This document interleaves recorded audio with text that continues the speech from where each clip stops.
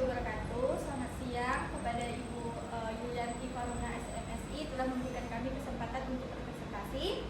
Nah, sebelumnya ada kata pepatah bilang stres adalah ujian hidup yang menguji kekuatan kita dalam menghadapi badai. Tetapi hanya dengan kesempatan ini hati kita akan melalui segala tantangan dengan tegar. Sebelumnya perkenalkan anggota kelompok kami, dengan saya sendiri Ratu Angelani sebagai moderator dan pemateri. Saya Syahrini selaku pemateri. Saya Putri Lastri selaku pemateri. Saya Deavita Putri selaku pemateri. Baiklah, masuk ke materi pertama, apa itu stres. Nah, seperti yang kita tahu bahwa stres adalah kondisi di mana pikiran dan tubuh yang terjadi ketika seseorang menghadapi merasa cemas, khawatir, dan tertekan. Nah, stres ini bisa dapat terjadi karena berbagai faktor, dari pekerjaan atau dalam hubungan atau masalah kesehatan dan lain-lain. Nah, stres ini bisa terjadi pada siapa saja, tidak peduli pada usia, jenis kelamin, atau latar belakang sosialnya. Nah, ada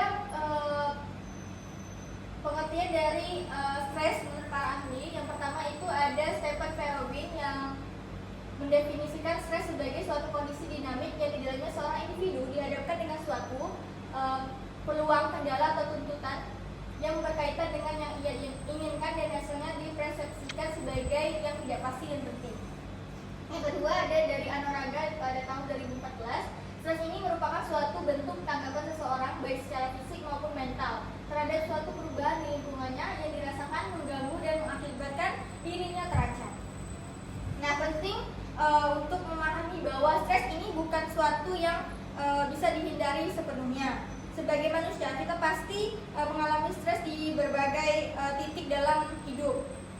Namun yang perlu dilakukan itu bagaimana kita dapat mengelola dan mengatasi stres tersebut.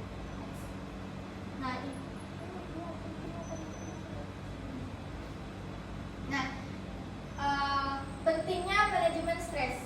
Seperti yang kita tahu bahwa manajemen stres ini adalah kumpulan alat atau strategi yang digunakan untuk mengurangi dan mengelola dampak negatif stres yang dapat mempengaruhi kondisi mental dan fisik.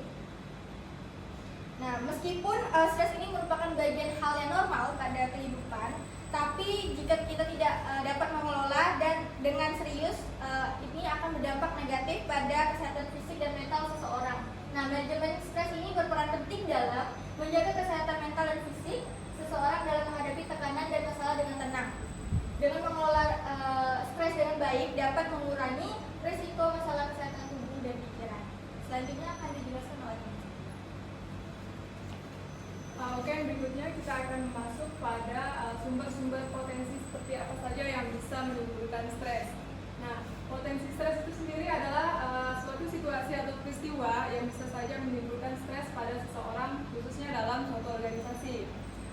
Dan berdasarkan pendapat Marifat Tua Effendi, dia mengklasifikasikan dua faktor yang bisa menyebabkan seseorang menjadi stres. Yang pertama itu ada lingkungan kerja dan juga lingkungan. Untuk lingkungan kerja seperti beban kerja, konflik peran, wewenang dan wewenang yang tidak seimbang, ketidakjelasan tugas, lingkungan kerja yang buruk, atasan yang tidak menyenangkan dan rekan kerja yang tidak menyenangkan, itu semua bisa menimbulkan stres pada seorang individu. Lalu yang kedua, lingkungannya berkaitan dengan kematian, perceraian dan juga kenakalan anak-anak. Selanjutnya,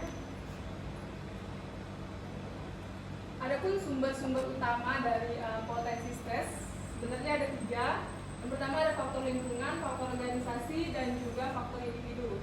Berdasarkan faktor lingkungan, hal-hal yang bisa saja menyebabkan stres seperti ketidakpastian ekonomi, ketidakpastian politik seperti perubahan regulasi dari pemerintah, dan ketidakpastian teknologi seperti pertumbuhan teknologi yang begitu cepat. Lalu yang berikutnya faktor organisasi seperti faktor tugas, tuntutan peran, tuntutan antar personal, struktur organisasi, kepemimpinan organisasi dan juga tahap perkembangan organisasi. Lalu yang berikutnya ada masalah keluarga, ekonomi dan juga kepribadian.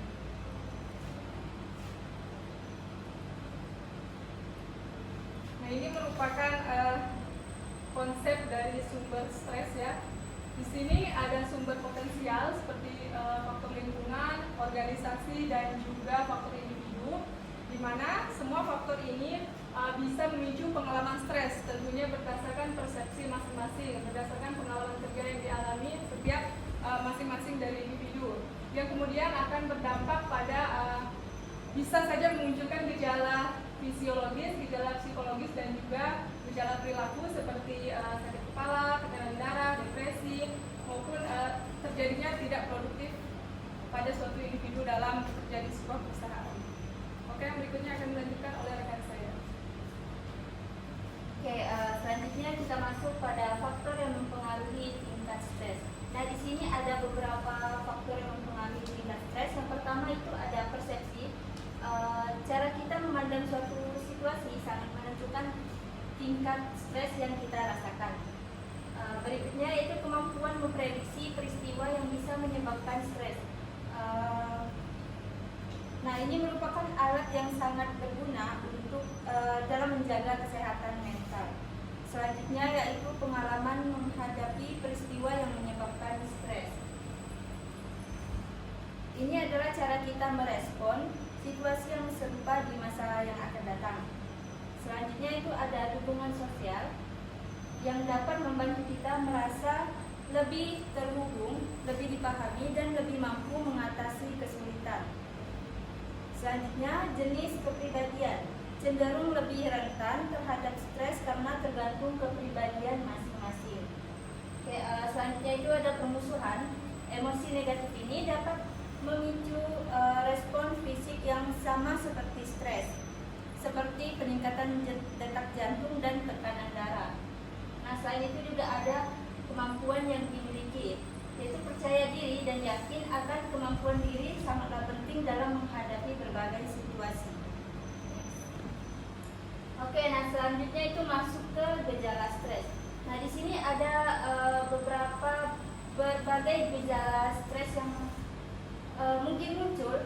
Nah, ini dapat digolongkan menjadi 3 kategori menurut Stephen P. Robin tahun 1996. Yaitu yang pertama itu ada gejala fisik, gejala psikologis, dan gejala perilaku. Nah, yang pertama gejala fisik. Orang yang terkena stres cenderung mengalami perubahan-perubahan yang terjadi pada metabolisme organ yang seperti denyut jantung yang meningkat, tekanan darah yang meningkat, pernafasan, sakit kepala, dan sakit perut yang dapat kita alami dan harus diwaspadai, serta serangan jantung. Nah, selanjutnya itu gejala psikologis, yaitu perubahan-perubahan sikap yang terjadi seperti ketegangan, kegelisahan, ketidaktenangan, ketidakpuasan, kebosanan, cepat marah. Dan hal yang paling umum terjadi pada suatu organisasi yaitu suka menunda-nunda pekerjaan. Oke, selanjutnya itu ada gejala perilaku, yaitu perubahan-perubahan atau situasi ketika produktivitas seseorang menurun, absensi meningkat, kebiasaan makan berubah, merokok bertambah, banyak minum minuman keras, berbicara tidak tenang, dan gangguan tidur. Next. Nah, berikut beberapa cara untuk mengelola stres. Yang pertama, itu ada pendekatan individual. Strategi individu yang telah terbukti efektif mencakup pelaksanaan teknik-teknik manajemen waktu, meningkatkan latihan fisik, pelatihan pengenduran, dan perluasan jaringan dukungan sosial. Beberapa prinsip pengelolaan waktu adalah yang pertama itu membuat daftar harian dari kegiatan yang mau diselesaikan. Yang kedua itu memprioritaskan kegiatan menurut kepentingan dan urgensinya. Yang ketiga, menjadwalkan kegiatan menurut peringkat prioritas. Yang keempat, mengetahui siklus harian Anda dan menangani bagian yang paling menuntut dari pekerjaan Anda selama bagian tinggi dari siklus Anda saat dimana Anda paling waspada dan produktif. Nah, cara yang selanjutnya yaitu pendekatan organisasional. Strategi yang mungkin diinginkan oleh manajemen untuk dipertimbangkan yaitu antara lain seleksi dan penempatan hendaknya mempertimbangkan fakta ini. Terus tujuan spesifik yang dipersepsikan sebagai dapat dicapai akan memperjelas harapan kinerja. Yang ketiga itu desain ulang pekerjaan yang tepat untuk karyawan dengan kebutuhan pertumbuhan yang rendah, mungkin berupa pengurangan tanggung jawab dan peningkatan spesialisasi. Nah, selanjutnya itu di program kesejahteraan, yaitu program yang didukung organisasi yang merumuskan penghentian pada keseluruhan kondisi fisik dan mental karyawan. Oke, selanjutnya akan dijelaskan oleh rekan saya. Baiklah, selanjutnya strategi dan teknik manajemen stres. Nah, strategi manajemen stres itu ada 5, yaitu relaksasi. Relaksasi ini teknik yang dilakukan seperti latihan pernapasan, meditasi dan mindfulness, serta yoga, dan juga bisa relaksasi lainnya. Selanjutnya yaitu manajemen waktu, di mana manajemen waktu ini merencanakan atau mengorganisasikan waktu yang efektif agar tidak terjadinya stres pada perilaku seseorang.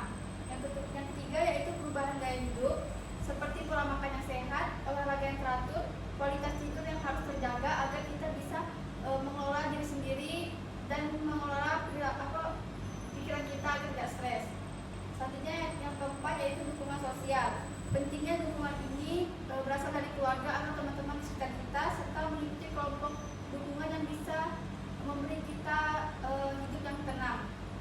Yang kelima yaitu konseling dan terapi, yaitu peran psikoterapi, konseling dan bantuan profesional di dalam manajemen stres. Selanjutnya yaitu teknik dalam manajemen stres. Teknik dalam manajemen stres itu yang ada problem focus coping.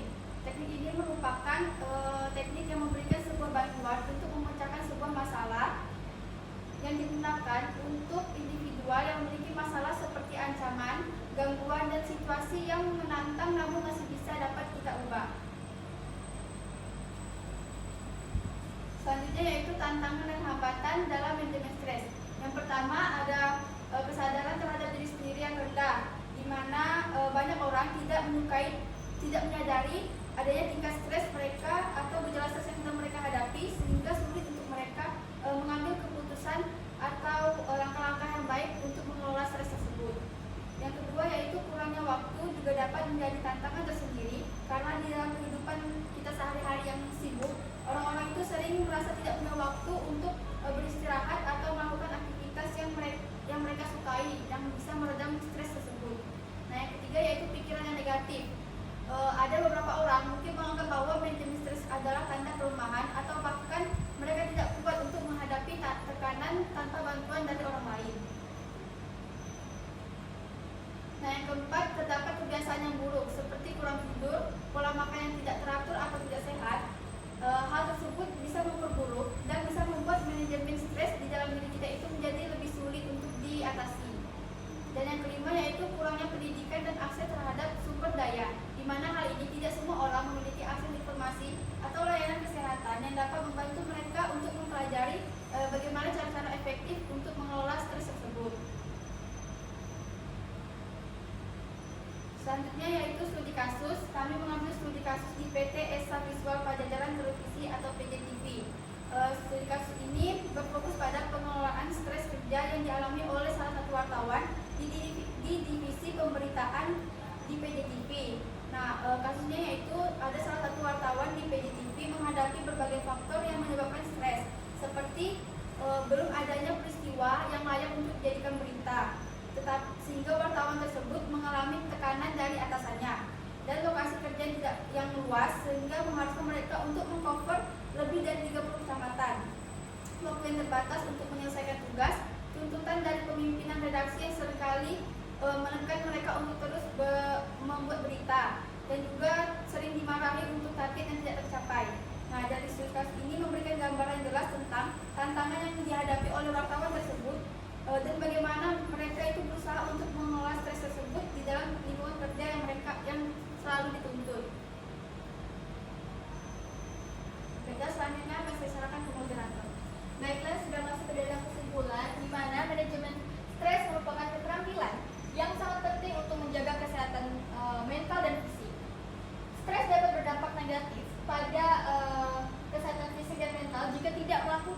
manajemen stres dengan baik. Nah, terdapat berbagai tantangan dan hambatan dalam manajemen stres, tapi dengan menggunakan strategi dan teknik yang sesuai pada kondisi tubuh dan pikiran dapat mengurangi